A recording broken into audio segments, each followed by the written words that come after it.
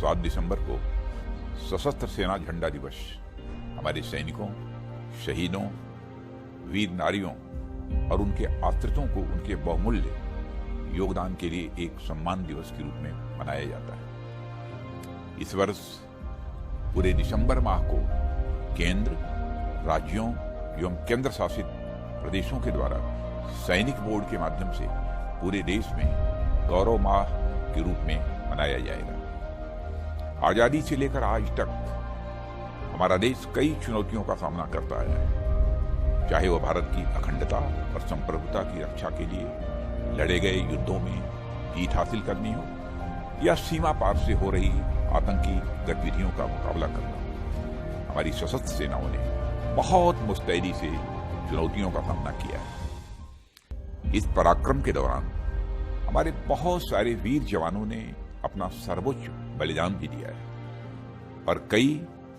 Disabled भी हुए हैं। परिवार के मुखिया की मृत्यु होने पर उनके परिवार पर जो बीतती है उसका अनुमान लगाना भी मुश्किल है।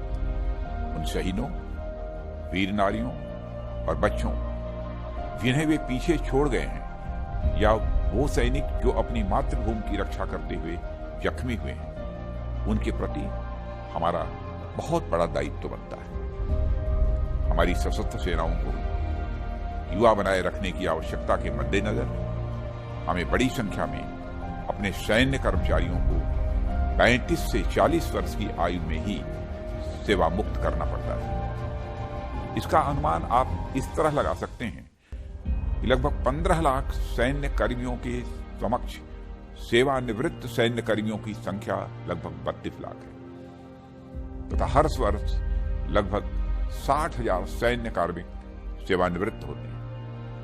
इसलिए इन भूतपूर्व सैनिकों और उनके परिजनों की देखभाल करना हमारा यह एक राष्ट्रीय दायित्व है।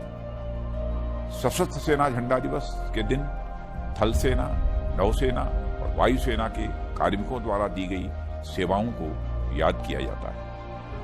हमारे बहादुर शहीदों के आश्रितों और डिसेबल्ड हुए सैनिकों के पुनर्वास और कल्याण को सुनिश्चित करना देश के सभी नागरिकों की सामूहिक जिम्मेदारी है। तो झंडा दिवस हमें इन दायित्वों को पूरा करने का एक अवसर प्रदान करता है। इस दिन थल सेना, नौसेना और वायुसेना के जिन जवानों ने देश के लिए बलिदान दिया है, उन्हें श्रद्धांजलि अर्पित की जाती है। मीडिया के माध्यम से इस दिन का महत्व आम नागरिक को बताया जाता है और उन्हें स्वेच्छा से सशस्त्र सेना झंडा दिवस कोष में योगदान देने के लिए प्रोत्साहित भी किया जाता है। इस कोष में जमा राशि से युद्ध में दिवंगत हुए सैनिकों, डिसेबल्ड सैन्य कर्मियों, गैर पेंशन सेवानिवृत्त सैन्य कर्मियों और उनके आश्रितों के कल्याण के लिए विभिन्न योजनाएं चलाई जाती हैं। इन योजनाओं के तहत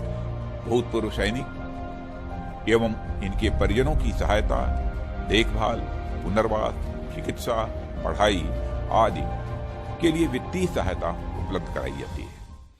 हमारे इन प्रयासों के फलस्वरूप पिछले वर्ष लगभग 47 करोड़ रुपए का योगदान देश की जनता की तरफ से आया था, जो एक बहुमूल्य राशि है। मैं उन सब लोगों का तहे दिल से धन्यवाद और अभिनंदन करता हूं जिन्होंने गत वर्षों से इस महान कार्य के लिए अपना योगदान दिया है और आशा करता हूं ये सब लोग आगे भी इस महान कार्य के साथ जुड़े रहेंगे। साथ ही साथ मैं पुनः हमारे समस्त देशवासियों से अपील करता हूं कि वे इस महान प्रयास में सहभागी बने और सशस्त्र सेना झंडा दिवस कोष में आगे बढ़कर अपना योगदान करें। जय